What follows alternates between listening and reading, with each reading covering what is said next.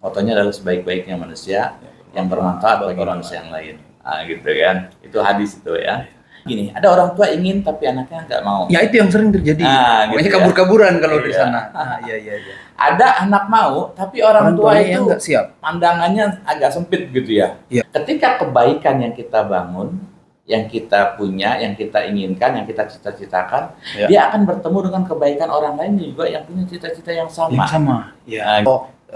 Stigma dari tetangga bahwa ngebuang anak. Iya. Saya belum tahu dampaknya. Belum Bisa tahu jadi dampak. begini. Channel Andi Syahrial Peduli. Setiap turun hujan pasti di sini.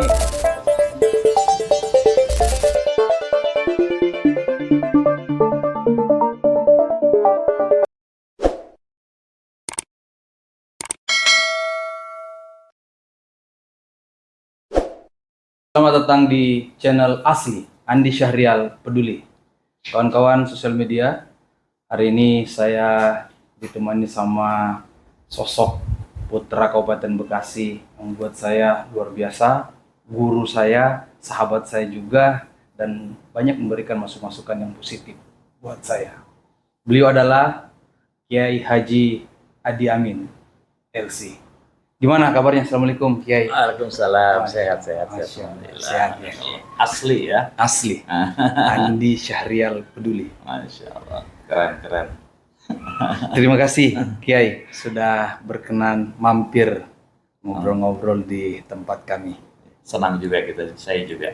Masya Allah. Silaturahim dan sharing hal-hal yang positif ya. Insya Allah. Positif dan produktif tentunya. Insya Allah. Ya, gimana puasa Kiai? Tentunya puasa lancar ya pastinya. Alhamdulillah. Iya. Yang lihat kalau sosok Kiai puasa itu, Masya Allah, cerah gitu. Jadi deket-deket Kiai aja gitu bawahnya, ya Allah, adem gitu. Jadi kalau apalagi kalau ada di belakangnya. Masya Allah. Satu hal di bulan puasa ini, kita selalu buka bareng santri berjamaah. Masya Nah, Allah. ini dia. Iya, itu yang diceritain sama anak saya, salah satu santri Kiai. Jadi Alhamdulillah. seneng dengernya kita di rumah, terus dititipkan anak kita, dan anak kita juga buka sahur bareng dengan para pendidik, para ustadz, para kiai. Ya Allah, seneng, bangga kita. Dan di situ ada keberkahan yang dia Masya dapat itu. Ya itu dia Kiai, karena kita sebagai orang tua ya gimana sih bisa melakukan sesuatu yang terbaik buat anak kita gitu. Kita malam hari anak kita udah diasuh di pondok, ya kan. Tapi orang lain mungkin anaknya keluyuran kemana-mana, orang tuanya jadi resah, jadi aduh ya. Saya salah satu orang yang beruntung mungkin bisa menitipkan anak saya untuk dididik di pondok. Itulah seputar tentang pondok. Tapi ngomong-ngomong nih, banyak nih warga sosial media yang pengen kenal lebih jauh, lebih dalam tentang sosok Kiai Haji Adi Amin LC ini. Sebenarnya siapa sih Kiai Haji Adi Amin ini? Mungkin bisa diceritakan Kiai. Iya, Pak Andi. Iya. Saya orang Kampung asli Cikarang. asli Cikarang. Ya. Orang tua petani. Ya. Ya, dulu yang cerita di Cikarang ini kan memang dulu adanya petani sawah, ya. gitu. Ya. Lio, Bata, Lio, gitu ya. Bata Merah ya. Iya. Gak ada cerita industri dulu kan? Iya, belum ada. Iya, ya. Saya lahir tepatnya kalau sekarang itu desa Kecamatan Karangbahagia. Kecamatan Karangbahagia. Iya, di situ di Karanganyar. Dan dididik oleh orang tua saya dari kecil ngaji di musola ya. Musola. Orang Cikarang bilangnya langgar gitu ya. Langgar. Iya, Orang lain bilang surau. surau gitu kan. Iya. Gitu kan. Nah, saya ngaji bersama guru di kampung. Nah, sekolahnya saya SD gitu ya. Iya. Nah, kemudian setelah SD itu saya sama orang tua sepakat saya pengen mondok ceritanya. Oh ya, iya. Jadi pengen sekolah di pesantren. Dan pesantren. Iya. Tapi sebelum itu karena memang kita hitungannya kayaknya masih kecil waktu itu gitu ya. Jadi saya sekolah SMP dulu. Iya. Nah, SD, kemudian saya SMP di Cikarang. Nah, lulus SMP baru saya mondok. Oh, bukan dari SMP. Bukan dari Setelah SMA, tingkat SMA lah ya. Iya, betul. Nah, cuman saya dapat anugerah dari Allah. Saya mondok lulus SMP pun bukan waktu yang seperti SMA. Saya seperti mulai dari nol di pondok. Iya. Karena saya mondok itu 6 tahun. Oh, mondoknya 6 tahun. Iya. Jadi sama aja kayak ditarik mundur dari Betul. SMP lah sampai dari Iya. SMA. Oh. Ada yang bilang ini ada lasting time ya, ada 3 tahun waktu terbuang. Saya bilang nggak ada waktu yang terbuang. Betul. Iya. Setuju guys. Gitu ya. Jadi nggak ada lasting time kalau kita memang betul-betul melakukan kebaikan. Yes. Sudah jelas pasti ada sisi-sisi positif yang kita dapat begitu ya. Iya. Jadi saya dari SD, SMP, kemudian mondok dan ya saya dari keluarga Nahdien gitu ya. Iya. Kemudian di pondoknya juga pondok Nahdien begitu ya. Tapi pondok ini memang modern gitu ya. Kiai kami juga lulusan Mesir gitu. Oh. Iya. Tapi itu lokasi di daerah Cikarang masih. Di Bumi Ayu Oh, di Bumi tepatnya. Ayu. Iya, tepatnya di Bumi Ayu, Kabupaten Brebes, Jawa Tengah. Nanti dari Cikarang ke Bumi Ayu. Betul. Masya Allah. Dan di masa itu ya tahun 89 ya. 89. 89 orang keluar sejauh itu seperti buang anak katanya gitu. Iya. Terutama orang budaya orang Cikarang gitu ya. Iya, iya, iya. Ini katanya, lu anak dibuang begitu jauh katanya gitu kan. Tapi Iya. memang kita punya kekuatan untuk ya ingin mondok apa, orang tua juga setuju, kita cari informasi, ada yang mondok di sana, kita mondok ikut tuh. Nah itu perjalanannya kan ya kalau nggak seperti sekarang ya, dulu Iya. kan bisa 1 hari ya, jam 8 berangkat, asar baru sampai. Baru ya. sampai. Betul, gitu Lumayan ya. jauh ya Bumi Ayu. Iya, Bumi Ayu saya ya, di Bumi Ayu itu. Tapi bentar dulu Kiai, maaf Iya. saya potong. Iya. Tadi disampaikan bahwa saya pengen mondok. Mm. Berarti waktu itu Kiai emang keinginan sendiri atau emang ada dorongan dari orang tua? Sebetulnya dua aspek sih bisa saling menguatkan. Oh gitu. Kadang begini, ada orang tua ingin tapi anaknya nggak mau. Ya itu yang sering terjadi. Ah, Makanya gitu ya. kabur-kaburan kalau di Iya. sana. Ah, iya iya iya. Ada anak mau tapi orang tua tuanya itu yang nggak siap. pandangannya agak sempit gitu ya. Iya. Bahasanya begini kadang orang-orang ngapain sih nyari ilmu jauh-jauh, di sini juga banyak, nah gitu kan. Ya, banyak ustadz di Gitu masjid kan. sebelah gitu kan. Padahal yang kita maksud bukan jauhnya tapi pengalaman interaksi Oh, dengan teman-teman iya, dari iya. berbagai daerah. Baik. Itu penting untuk bisa kita dapatkan begitu ya, pengalaman itu. Ya, jadi Lanjut. ketika saya punya keinginan dan orang tua juga setuju begitulah. Iya, iya. Nah, saat itulah kemudian udah bismillah kita daftar, dan di sana itu daftarnya langsung, nggak seperti sekarang gitu Iya, ya. iya, iya, iya. Ya, On the spot lah ya. iya, sambut oleh Kiai di kiainya sana. gitu kan, terus sudah siap semua gitu kan, udah langsung ditinggal gitu Langsung ya. ditinggal. Jadi dianterin Iya. sampai di sana langsung Iya, ditinggal. betul. Berarti butuh mental yang luar biasa. Iya, Oh, ya, dianterin, daftar gitu ya, betul. Iya. terus selesai, udah nggak pakai survei-survei lagi waktu itu. Satu hal yang sangat saya rasakan sampai sekarang itu bahwa apa yang menjadi kekuatan saya di sana, orang tua kami gitu ya, Iya. itu mempercayakan sepenuhnya kepada kiai pimpinan pesantren itu. Ini nilai poin di mana ya, Apalagi zaman itu nggak ada handphone ya. apalagi nggak ada handphone. Jadi luar biasa jiwa orang tua bisa ngelepas seperti. Jadi nggak salah kalau stigma dari tetangga bahwa ngebuang anak. Iya, Saya belum tahu dampaknya. belum Bisa tahu jadi dampak. begini. Alhamdulillah ya. 6 Nah, tahun saya Pak 6 di tahun. sana. Iya. Yang saya pelajari ya kitab kuning, bahasa Arab, bahasa Inggris. Memang ini pondok dibentuk dari pengalaman kiai kami gitu ya. Iya. Yang alumni pondok pesantren di Indonesia, kemudian juga alumni Al-Azhar Kairo Mesir. Iya, jadi dibuatlah pondoknya. Ya pondok Nahdien ya, pondok NU, tapi nuansa-nuansa modernnya dapat di situ. Anak diajarin pidato gitu, diajarin kepemimpinan, gitu ya. Leadershipnya ya. Leadership ya. Public speaking. Betul, iya. Bahkan anak itu diberikan tugas-tugas tertentu, misalkan kayak jaga kantin sekolah Oh, gitu ya. kepercayaan. Kepercayaan itu kan Tanggung sebuah- jawab. Betul. Oh, Dan iya, itu iya. sebetulnya nilai-nilai pendidikan Nilai- pesantren itu seperti itu. Oh, jadi 6 tahun di Bumi Ayu. Iya. Nah, terus LC. Nah, LC ini kan identik udah pasti banyak yang bilang LC itu lulusan Kairo, katanya gitu kan. Padahal artinya beda. Nah, jadi apa yang mendasari Kiai iya. sehingga rela menempuh pendidikan ke Kairo sana? Satu hal yang menjadi ingatan saya dan tidak akan pernah saya lupa itu ya, bahwa obsesi di sana 6 tahun ya. Ya. Saya setahun pertama belajar di Bumiayu di Jawa dengan kultur yang berbeda dan seterusnya. Itu seperti orang yang hidup dari sebuah alam yang A menuju alam yang B yang luar biasa gitu bener ya. bertransformasi. Iya betul. Dan saya alhamdulillah bisa beradaptasi 1 tahun ya. Iya. Sampai saya merasa nyaman tahun kedua, tahun ketiga. Nah, di tahun ketiga di sana kelasnya sebetulnya kelas 1, 2, 3 sampai kelas 6. Nah, di kelas 3 itu saya sudah berpikir ini juga anugerah dari Allah yang saya syukuri itu ya. Ya. Saya punya obsesi gimana saya bisa kuliah di luar negeri. Oh gitu. Itu ya, gimana saya bisa kuliah. Itu dari 3 tahun sebelum lulus. Sebelum lulus. Iya. Di pondok. Di pondok. Dan kebetulan dapat informasi dari kiainya ada 1 orang alumni pesantren itu yang di Mesir. Oh, Ya, ada yang sekarang kuliah iya. di sana. Tapi saya nggak ketemu.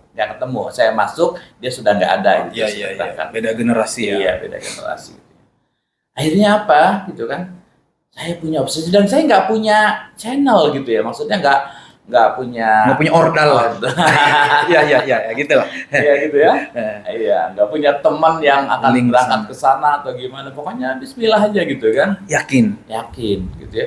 Saya kalau bahasa sekarang mungkin ya kita merawat obsesi kira-kira begitulah. Iya. Tuh saya ingin gimana. Nah, itu di tahun keempat menjelang tahun kelima menjelang kelas 5 di situ ada ada satu mimpi saya gitu ya dalam tidur itu saya bermimpi gini Pak Andi. Saya bermimpi berada di satu jalan di mana jalan itu antara mobil dengan kereta ya. Oh iya. Ya, kereta bukan kereta yang antar kota bukan ya. Iya. Ya, itu jalan berbarengan begitu. Beriringan. Beriringan. Bahkan nanti ada kereta listrik ya. Iya. Kereta yang jarak dekat itu. Nah, itu berbarengan. Nanti kadang keretanya berhenti, mobil lewat gitu ya kalau di persimpangan. Silih berganti lah iya, gitu kan. Terus saya nggak kepikiran itu apa gitu ya. Cuman saya maksudnya saya mah jalanin aja gitu kan. Iya. Nah, kelas 5, kelas 6 saya lulus dan oleh kiai kami saya diizinkan untuk ke sana, baru saya kemudian cari-cari informasi gimana caranya. Bikin paspor sendiri saya. Orang Bekasi bikin paspornya di Cirebon. Jadi kantor imigrasi Cikarang ada di Cirebon. Kantornya Cirebon. Sebetulnya di Bekasi juga ada imigrasi. Oh, ada. Iya, tapi saya cari-cari nih siapa yang akan berangkat yang nanti bisa sama-sama sama saya gitu. Oh, gitu. Adalah orang Indramayu gitu kan, dihubungkan sama kakak kelas yang di Mesir. Tuh ada yang Indramayu mau ke sana juga. Akhirnya saya kejar ke Indramayu. Iya. Akhirnya kita di situ ada 2 orang yang berangkat sama saya bertiga. Gimana bikin paspor di Cirebon gitu ya. Iya. Ini orang Bekasi bikin paspornya di Cirebon gitu ya. Pokoknya saya nginep per malam. Itu saya sendiri karena orang tua kami juga maaf artinya dengan administrasi begitu kan nggak mengerti gitu. Jadi bismillah aja gitu. Maklum. Iya. Nah, saya berangkat ceritanya gitu kan tahun 95 tuh saya. 95 ya. 95 saya berangkat sampai ke Mesir ketika di sana disambut oleh tadi ya kakak kelas yang itu yang satu pondok itu dan saya hari keduanya dibawa ke kampus. Saya melewati jalan raya yang persis 3 tahun lalu ada dalam mimpi saya. Masya Allah, merinding. Allah. Begini cara Allah untuk menguatkan obsesi di mana kita punya keinginan baik. Iya. Nah, inilah mungkin bagian dari perjalanan yang dimana saya bersyukur bahwa ketika niat baik, tekad yang kuat, Allah kasih jalan. Itu poin dan inna ma'al usri yusra. Nah, kalau kita punya keinginan baik, niat baik, kita rawat, terus kita jaga sampai kemudian Allah memberikan jalan yang tidak pernah kita duga. Kita duga sebelumnya. Sebelum hal yang tidak pernah disangka-sangka. Itu dia. Jadi perjalanan seorang warga kampung Cikarang, Bumi Ayu, terus ke Mesir. Tapi sedikit nih Kiai. Ya. Jadi kalau umpama banyak orang mikir nih, anaknya pengen sekolah juga sampai ke Kairo atau ke Mesir sana. Biayanya mahal nggak sih Kiai? Nah, Itu gimana Kiai? nah gitu ya. Saya kan punya anak juga Kiai. Kali, amin. Amin, Ya, amin, Allah. amin. Jadi pertama itu saya nggak berpikir mahal atau murah. Ya. Yang ada dalam pikiran saya, gimana saya bisa belajar ke negeri itu, Oh, gitu ya. iya, iya. Nah, ketika kemudian saya cari informasi ke sana, biayanya berapa dan berapa seterusnya, waktu itu yang jelasnya masih masa Orde Baru ya, Masa Orde masih Baru, masa Pak Soeharto ya, dolar ya kan standarnya dolar ya, waktu itu dolar sampai 2.500 lah kira-kira begitu. Dan ternyata di sana itu alamnya seperti Indonesia, Oh, kebutuhan bahan pokoknya dan Pokoknya. seterusnya. Jadi saya bisa menyimpulkan iklimnya sama. sama begitu. Iya. Maka biaya kita di sana pun ya nggak terlalu mahal sampai sekarang Pak Andi.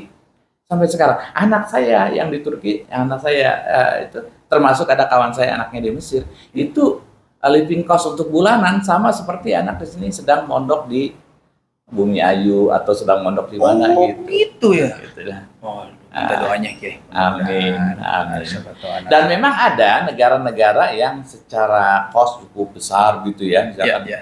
kalau kayak ke Singapura jelaskan ya Pasti. standar, nah, kemudian Jepang dan seterusnya. Iya. Walaupun nanti ada peluang beasiswa ya, ada LPDP gitu ya. Tapi negara kayak Mesir, kayak Turki itu relatif terjangkau oleh kita. Sama dengan kita kebutuhan Betul. sehari-harinya. Betul, iya. Itu yang saya bersyukur, oh ya ternyata tidak terlalu memberatkan orang tua. Jadi, gitu. Di Mesir Mm. berapa tahun pendidikan di sana? Nah, saya ketika datang kemudian saya kuliah ngambil di sana tuh saya Fakultas Usuluddin. Ya. Nah, tapi jurusannya di Al-Azhar itu dia nggak bisa kita sembarangan ngambil jurusan. Oh, Kenapa? Karena akan dilihat dari keunggulan dari mata kuliah apa. Saya ngambil Usuluddin jurusan akidah. Akidah dan itu di tahun kedua baru saya dapat jurusan. Nah, dari Mesir saya itu ya sekitar 4 sampai 5 tahun itu ya lulus, kemudian saya melanjutkan S2. Ya. S2 itu di negeri tetangganya Mesir namanya Sudan. Oh, sudah. Iya, saya ngambil S2. Ketika saya ngambil S2, saya menikah dulu ceritanya. Oh, Nah, jadi gitu. mantan pacar ketemu di sana. Iya. Iya. Nah, ini urusan jodoh juga ada tema tersendiri. Ada tema sebenarnya. sendiri nanti. Kiat-kiat Kiai mendapatkan jodoh itu seperti apa? Nanti ada segmen berikutnya gitu. Oke, Karena nggak kebayang juga kalau dia jodoh kita gitu. iya. Karena nggak pernah kenal sebelumnya gitu. Sama dengan saya yang sekarang. Gitu ya. Saya nggak pernah mimpi gitu kan. Iya. Kok jadi jodoh saya? Ya, jadi nanti kita ngomong jodoh-jodoh. Nah, terus gini ya. Iya. Tadi itu perjalanan sedikit cerita singkat tentang sejarah pendidikan seorang Kiai Hadi Amin LCMA ini. Nah, tapi sekarang kan bisa dibilang pengasuh atau mungkin direktur Yayasan Torik bin Ziyad Boarding School yang ada tepatnya di Desa Karangharja, Cikarang Utara, Kabupaten Bekasi. Itu ada dalam komplek perumahan Grand Cikarang City. Beliau ini pimpinan di boarding school tersebut. Kenapa bisa ada di Torik bin Ziyad? Nah, iya. Saya sedikit flashback ya. Iya. Saya jadi S1 selesai di Mesir, Ya. kemudian S2 ya, Master of Art itu di Sudan. Iya. Jurusan yang sama, jurusan akidah. Jurusan yang sama, saya. masalah akidah. Iya, saya yang pendalaman. Iya, iya. Pulang saya tahun 2006, itu ceritanya Pak Andi. Oh, 2006. Pulang 2006 gitu ya. Kemudian saya ya intinya saya bagaimana bisa mengamalkan ilmu itu saya. Iya. Ya, saya mengabdi ke umat begitu ya. Dari satu tempat ke tempat yang lain gitu ya, artinya pengajian. Bahkan saya juga diminta menjadi narasumber radio Anissa waktu itu. Iya, ada Radio Ya, Anissa, iya. Radio Anissa. Sebelum jadi Badar TV. Betul, sebelum jadi Badar TV. Dan di Badar TV pun sempat diminta. Ngisi juga. Iya. Dan kalau nggak salah masih tinggal di Cikarang Baru. Waktu itu ya. Iya. Iya, kontraktor ya. Kontrak ya. Nah gitu. Tahun 2006, 2007 gitu ya. Nah 2 tahun lah 2008. Terus itu saya punya satu prinsip hidup ya Pak Andi. Iya. Bahwa saya itu harus terus memberi dengan apa yang bidang saya, pendidikan. Iya. Istilahnya guru itu jadi cita-cita saya gitu lah. Ya. Pendidik itu jadi ruh saya gitu ya. Gimana biar ilmunya itu bisa Betul. tersalurkan. Iya, saya selalu kalau diminta motonya apa Pak Kiai, saya bilang motonya adalah sebaik-baiknya manusia yang bermanfaat bagi manusia yang lain. Gitu kan. Itu hadis itu ya. Itu jadi moto hidup saya. Saya yakin betul apa yang menjadi obsesi saya itu pasti Allah kasih jalan. Jadi ceritanya itu saya berpikir ketika kebaikan yang kita bangun, yang kita punya, yang kita inginkan, yang kita cita-citakan, dia akan bertemu dengan kebaikan orang lain juga yang punya cita-cita yang sama. Yang sama. Ya gitu. Jadi ceritanya ketika saya punya kebaikan ini begini, ada orang yang dia punya lahan, punya tanah, gitu di tempat ini. Iya, tempat ini, ya. Dia juga sama punya cita-cita kebaikan gitu kan. Allah pertemukan ceritanya. Gitu kan. Itu jodoh lah ya. Nah, itu jodoh gitu. Jodoh lagi kita ya. Jodoh lagi. Iya. Dan ditawarkan ke saya, gimana bisa untuk yang pesantren gitu ya. Daerah sini ya. Kebetulan saya mau orang Cikarang. Iya. Nggak jauh dari orang tua dan tempatnya di sini. Saya nggak terlalu mikir panjang waktu itu. Saya nggak ada istilah cerita saya mau gaji berapa nih, nggak ada. Saya berpikirnya pokoknya ilmu saya manfaat bagaimana, gitu ya. Dan itu prinsip hidup saya. Saya tidak ada tawar menawar bagaimana saya kompensasi dapat apa enggak. Masya Allah. Saya serahkan kepada Allah. Jadi padahal pada saat itu saya kan masih statusnya ngontrak. Iya. Masih butuh kebutuhan banyak. Iya betul. Torik bin Ziyad ini berdiri tahun berapa? Jadi ketika 2008, 2009 saya diminta dan Bismillah saya bilang ayo kita sama-sama. Ya. Karena Torik bin Ziyad ini kan sebetulnya lembaga yang sudah eksis sejak tahun 90-an awal. Oh, gitu. Yaitu sekolah ETK, SD, SMP, SMA yang sifatnya full day school. Full day school. Nah, full day school ini dia memang pergi pagi pulang sore kan gitu. Iya. Nah, dia mendirikan pesantren ya di Cikarang dan saya yang diminta, maka tahun 2010 itu baru mulai aktivitas. 2010 mulai aktivitas. Iya. 2010 awal-awal perumahan inilah ya. Betul. Pas jembatan itu dibangun juga. Iya. Jadi 2010 itu sudah mulai proses menerima santri baru gitu ya. Iya, 2009 proses pembangunan 1 tahun tuh. Iya. 2010 mulai kita menerima santri baru. Qadarullah itu ya. Yayasan Torik ini memang secara pengelolaan pendidikan cukup profesional gitu ya. Iya. Jadi saya pun ya diminta untuk tinggal di dalam di rumahnya untuk bahkan ada beberapa rumah yang disediakan untuk para pendidik gitu kan. Iya, jadi saya dari ngontrak ke sana, masuk ke rumah yang di pesantren sudah disiapkan gitu. Masya Allah. Gitu. Dan untuk Torik bin Ziyad sendiri kan banyak tuh Kiai, mohon maaf nih biar mungkin masyarakat sosial media tahu juga banyak tuh pondok-pondok yang katanya nih maaf ada yang bilang wahabilah apalah inilah segala macam tempat yang sono. Kalau untuk Torik bin Ziyad sendiri itu seperti apa Kiai? Nah gitu. Jadi gini, namanya dunia pendidikan itu akan disorot pola pikir pimpinannya. Iya. Pasti begitu. Iya. Itu penting untuk dicatat gitu ya. Iya.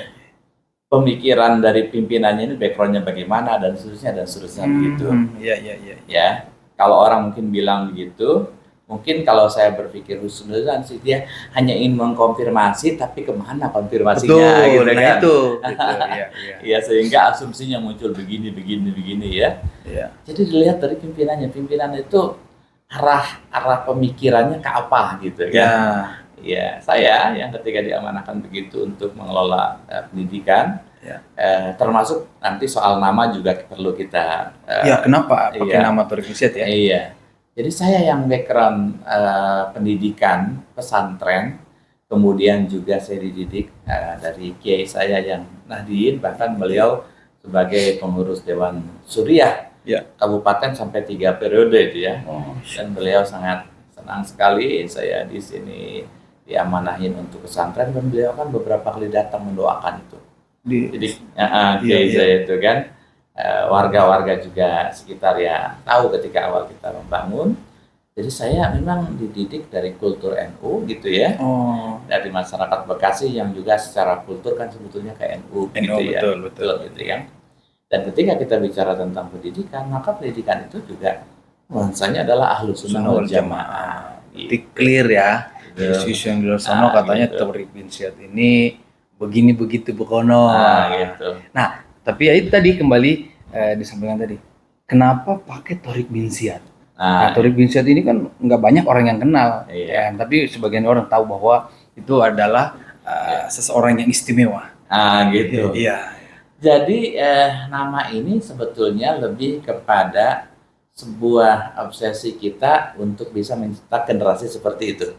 Gitu kan, kalau kita melihat secing lah, Tariq bin Ziyad, Tariq bin pasti Ziyad. sosoknya adalah Sosok pejuang, gitu kan, Iya. yang dia membawa misi dakwah Nabi ya dari Arab ke Eropa gitu kan ya, Iya. dari Maroko gitu ya. Nah itu kan menggambarkan tentang siapapun orang yang punya kesadaran yang kuat, bagaimana Islam yang dia pegang itu bisa menyebar kemana-mana gitu.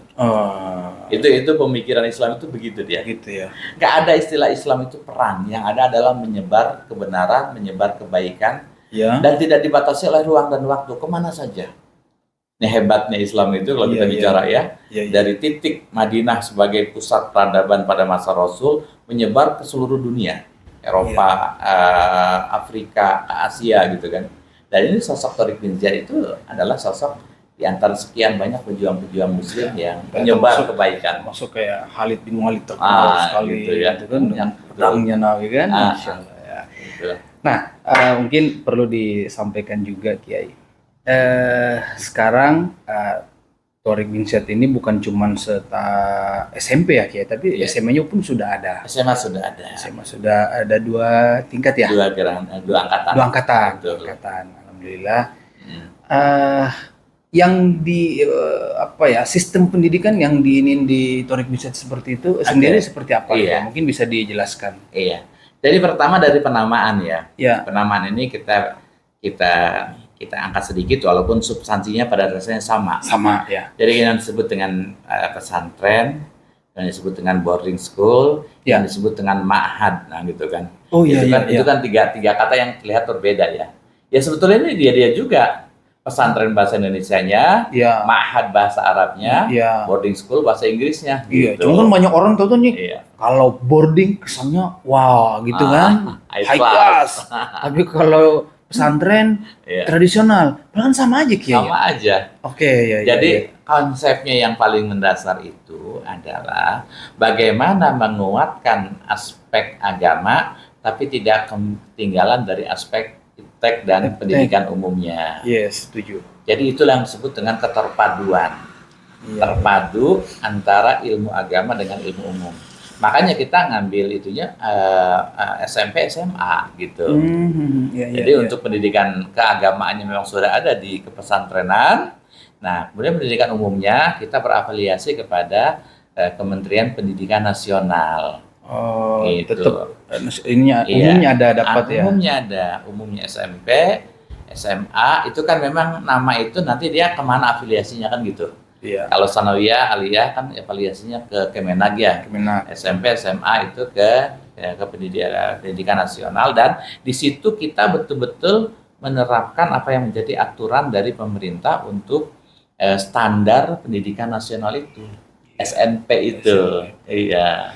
Jadi saya salah satu orang tua santri di Tariq bin Ziyad Boarding School ini. Anak saya sekarang kelas 7. Alhamdulillah selama kurang lebih 8 bulan ini dididik, saya ngerasain luar biasa perubahan.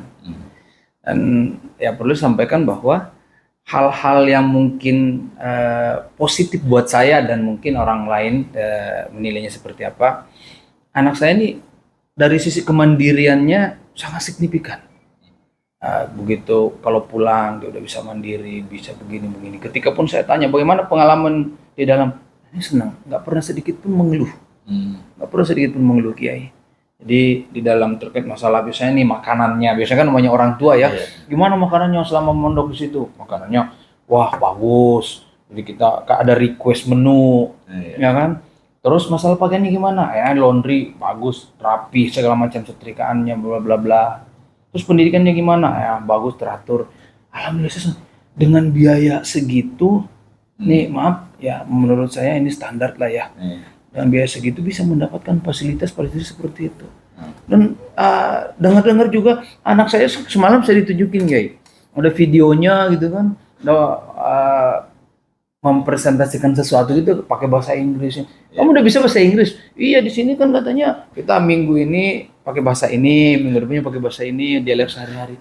Luar biasa, terima kasih banyak. Saya mewakili orang tua santri berterima kasih kepada Kiai dan seluruh pendidik di Toriko Jihad Boarding School.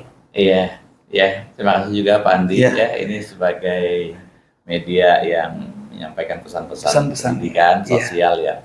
Jadi gini, saya bicara tentang pendidikan, saya tidak akan berbicara satu sisi saja. Iya. Bahasa sederhananya ya supaya masuk surga aja gitu. Itu udah pasti kita keinginan ya. Iya. Itu tapi saya cita-cita semua umat betul gitu ya. Iya.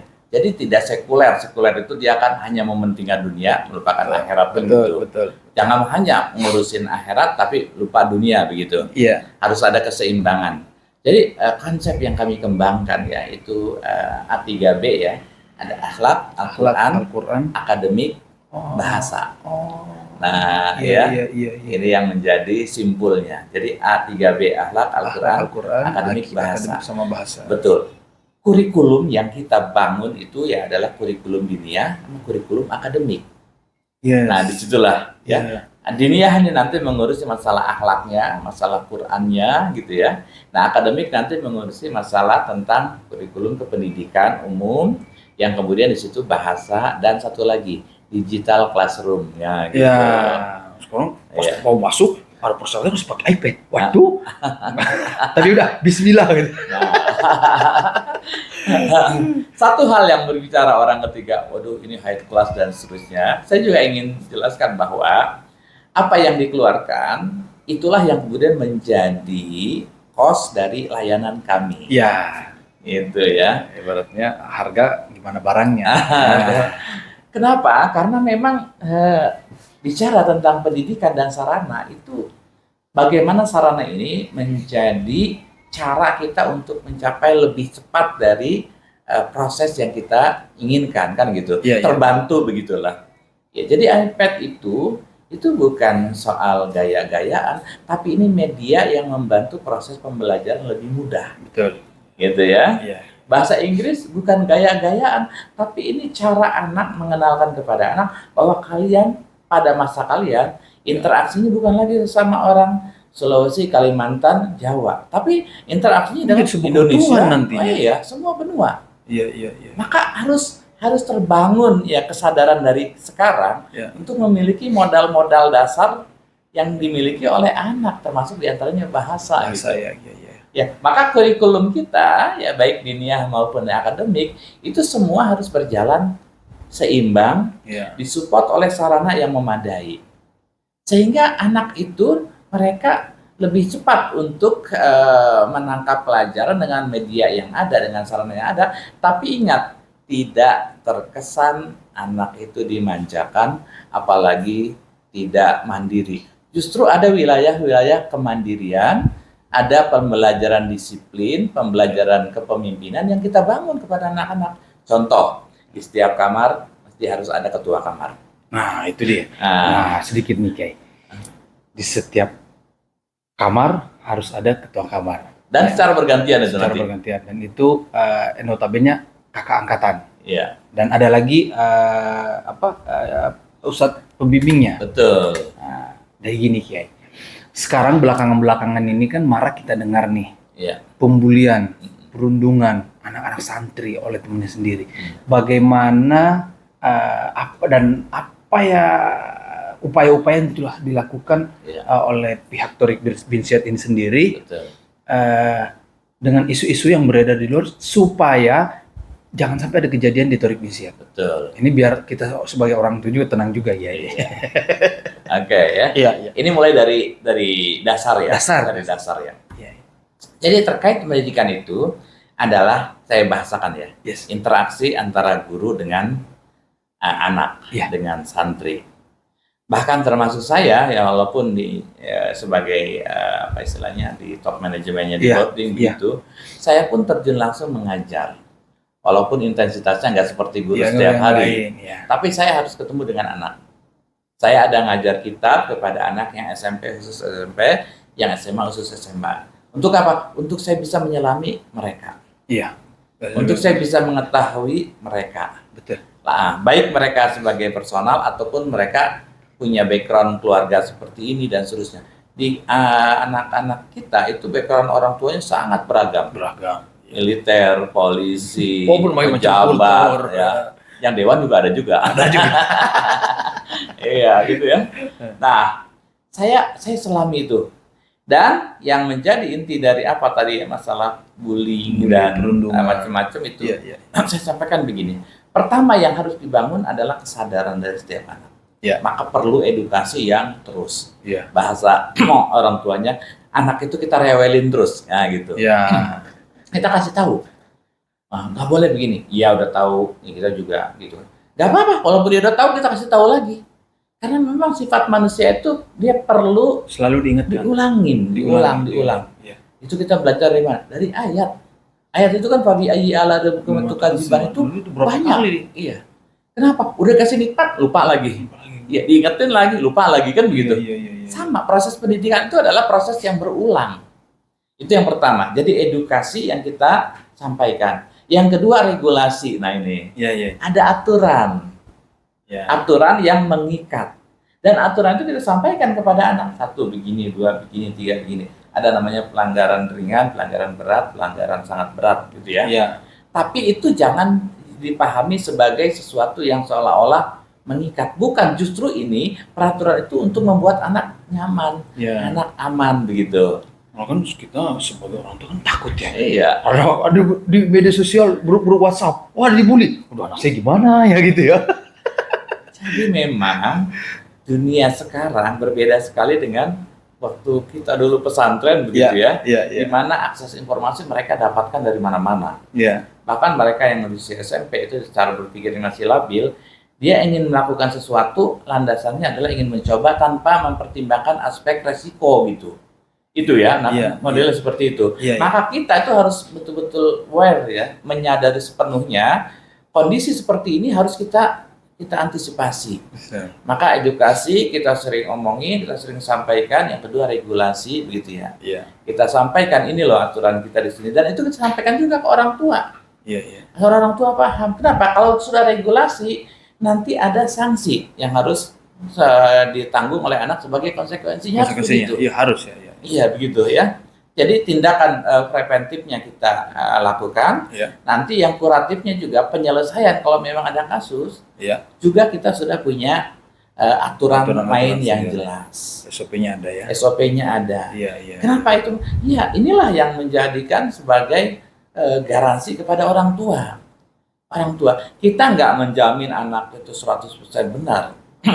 Iya. Tapi kita sedang mengarahkan ke sana dengan aturan-aturan yang sesuai. Harusnya begitu. Dan ini penting sekali untuk siapapun ya. Maksud saya, anak saya juga saya pondokan di situ ya. Iya. Siapapun ya, kamu ikut aturan itu. Jadi ceritanya anak saya itu, ini kapan acara begini? Kamu ikutin aja apa yang dari guru. Gitu. udah ada aturan-aturan. Anak sekarang kepoannya kan tinggi tuh. Iya. Oh jangan begini-gini kan. Tetap harus ikut aturan gitu. Dan anak-anak ketika diberikan sebuah aturan itu pada dasarnya dia setuju. Iya. Kenapa ada pelanggaran-pelanggaran? Dia ingin mencoba dan ingin aneh gitu ya. Kayak apa rasa ingin tahu ketika begini Iya. nyoba gitu ya. Iya. Baik, Kiai. Tadi kita sudah berbicara tentang masalah latar belakang pendidikan, terus kenapa bisa ada Tori Pinsia dari segi nama, terus sistem pendidikannya dan harapan. Nah, mungkin yang terakhir ya, harapan atau mungkin pesannya terhadap orang tua santri yang sudah ada di dalam dan yang sudah alumni dan yang belum. Kira-kira apa yang perlu disampaikan? Yang mungkin belum tersentuh bisa mempercayakan anaknya itu dididik di Torik Binsia, dan yang di dalam bagaimana bisa lebih yakin lagi dipercayakan sepenuhnya, dan yang sudah keluar mungkin bisa jadi contoh buat masyarakat umum. Produknya Iya. Saya mengingatkan kembali pada diri saya bahwa sesungguhnya tugas inti dan kewajiban utama dari orang tua itu adalah mendidik. Itu ya. Dan itu yang kemudian oleh ayat dikatakan, jagalah dirimu dan keluargamu. Jagalah itu adalah intinya pendidikan. Mendidik siapapun. Nah, muncul kemudian orang tua berpikir begini, saya nggak punya background guru, Kiai, saya nggak bisa mendidik anak. Bahasanya kan begitu. Kata mendidik dalam Al-Quran itu sifatnya wajib, pada prakteknya pada inti pelaksanaannya itu bisa bekerja sama. Namanya kolaborasi dengan guru. Maka wadah dari pesantren itu adalah membantu orang tua. Jangan disalahpahami, jangan orang tua yang nitipin anaknya begitu kan. Gitu kan. Jadi orang tua bukan tugas pokok pendidik yang mendidik adalah orang tua. Nah, maka dunia pendidikan ini menjadi media untuk membantu orang tua dalam mendidik dengan keterbatasan orang tua. Satu, keterbatasan waktu, keterbatasan ilmu juga gitu kan. Dan tentu sisi-sisi lain lah begitu kan. Maka lembaga pendidikan ini adalah mitranya orang tua. Orang tua mitranya lembaga pendidikan pesantren. Jadi bukan hubungan hubungan jual beli, lu berani berapa gue bayar, bukan begitu. Itu persepsi yang salah. Itu yang kemudian nanti menimbulkan orang tua kadang intervensi macam-macam gitu. Jadi mitra itu namanya bahwa orang tua itu ingin anaknya seperti ini, maka program-program yang kita tawarkan dari konsep dan simpul akhlak Al-Quran Akademik Bahasa itu masing-masing nanti di situ ada programnya gitu. Bahkan untuk program bahasa kita punya program ini Pak Andi, namanya Overseas ke Mesir. Satu bulan anak kita belajar Quran, belajar Islam, belajar bahasa di sana. Iya, programnya gitu. Dan ketika kita sebagai orang tua mempercayakan setelah melihat kurikulumnya tadi Ahlus Sunnah wal Jamaah sebagai manhajnya sebagai rujukan secara pemikiran Islamnya, kemudian kurikulum agama, kurikulum umumnya juga dapat di situ dan seterusnya. Terjadilah di situ kesepakatan orang tua. Orang tua menyekolahkan anaknya, dan saya selalu sampaikan ketika awal serah terima, ini bagian dari cara ikhtiar kita untuk membuat anak kita menjadi lebih baik lagi. Setuju. Jadi kemitraan orang tua itu bukan menitipkan setelah itu sebenarnya kayak penitipan gitu ya. Apalagi setelah itu dia mau sendiri, saya mau tarik anak saya nih, ada acara kondangan gitu di bawah aja. Nggak begitu gitu. Jangan tersinggung ya.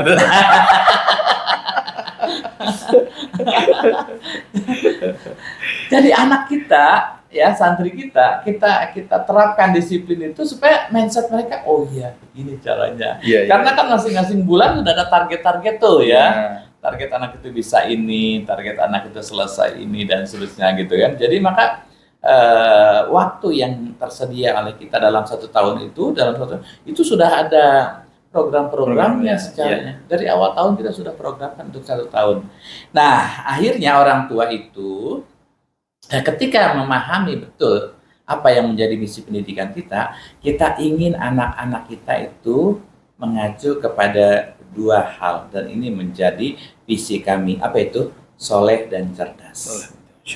Nah, soleh itu terkait dengan akhlaknya, perilakunya, dan harus betul-betul terinternalisasi dalam diri anak. Istilahnya sudah betul-betul menyatu ya. Iya. Dia akhlak gitu baik itu kalau dia melihat sesuatu yang janggal, kemudian dia berusaha untuk memperbaiki, itu namanya akhlak gitu ya. Iya. Yang kedua, cerdas. Cerdas ini menggambarkan tentang bagaimana anak bisa merespon satu kondisi di mana suasananya sulit, dia bisa keluar dari kesulitan itu.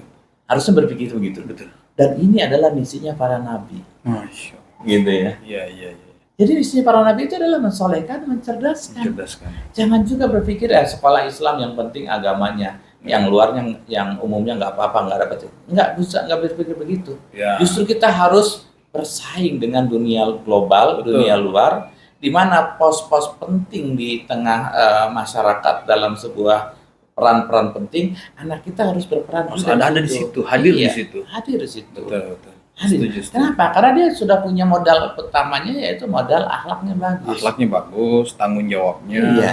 Terus dari intelektualnya dapat, Betul. ya kan? Iya. Terus dari akademiknya dapat. Iya. Saya berterima kasih sekali lagi, Kiai. Mudah-mudahan anak saya sehat selalu dan selalu bisa mendapatkan ilmu-ilmu yang setiap hari bertambah, berkembang, dan sesuai dengan harapan kita semua sebagai orang tua.